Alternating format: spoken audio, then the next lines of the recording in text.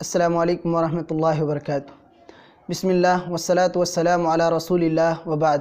ناظرین کرام، آج کی گفتگو کا عنوان ہے کہ کیا گھر میں تراویح کی نماز ادا کر سکتے ہیں؟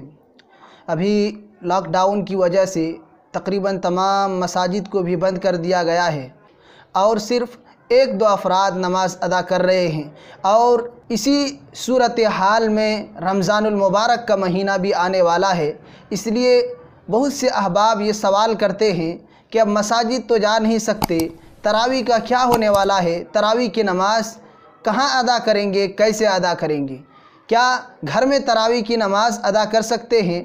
تو دیکھیے، اس سلسلے میں آپ بالکل اپنے گھروں میں تراویح کی نماز ادا کر سکتے ہیں، ویسے ہی جیسے فرض نماز آپ اپنے گھروں میں ادا کرتے ہیں۔ جب فرض نماز کو گھر میں ادا کر سکتے ہیں تو یہ ایک نفلی عبادت ہے، یہ عبادت بدرجہ اولیٰ آپ اپنے گھر کے اندر کر سکتے ہیں۔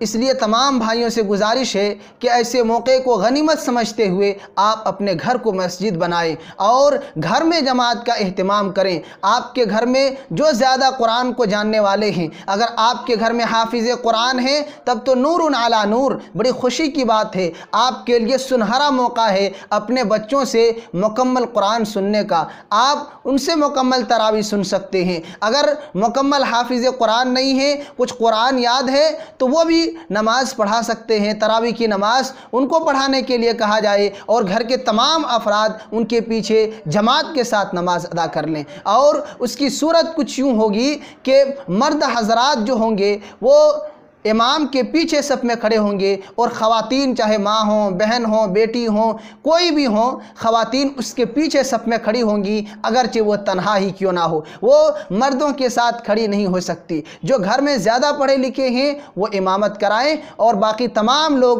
جماعت کی شکل میں انہی کے پیچھے نماز ادا کریں۔ تو ایک بہترین موقع ہے، ہمیں اس سے فائدہ اٹھانا چاہیے، اور ایک گزارش یہ ہے آپ تمام احباب سے کہ ضرور اپنے گھروں میں تراویح کا اہتمام کریں، اس لیے کہ تراویح کی بڑی فضیلت ہے۔ نبی کریم صلی اللہ علیہ وسلم فرماتے ہیں، من قام رمضان ایمانا واحتسابا غفر له ما تقدم من ذنبی، کہ جو شخص قیام اللیل کرتا ہے، تراویح کا اہتمام کرتا ہے مکمل ایمان اور یقین کے ساتھ، ثواب کی نیت سے، تو اللہ رب العالمین اس کے سارے پچھلے گناہوں کو معاف کر دیتا ہے۔ تو کتنی بڑی فضیلت ہے، ہماری زندگی کے چھوٹے چھوٹے سارے گناہ معاف ہو جائیں گے۔ اس لیے ہم اور آپ تراویح کا اہتمام کریں، گھروں میں پابندی کے ساتھ تراویح پڑھنے کی کوشش کریں۔ اگر کبھی چھوٹ جائے کسی مجبوری کی وجہ سے تو یہ ایک نفلی عبادت ہے، کوئی حرج کی بات نہیں ہے، لیکن ہمیں اور آپ کو اہتمام کرنا چاہیے۔ اور یہاں آپ ایک اور بات یاد رکھیں کہ بعض احباب ایسے ہیں جن کے گھر میں مرد تو پڑھے ہوئے نہیں ہیں، سب جاہل ہیں،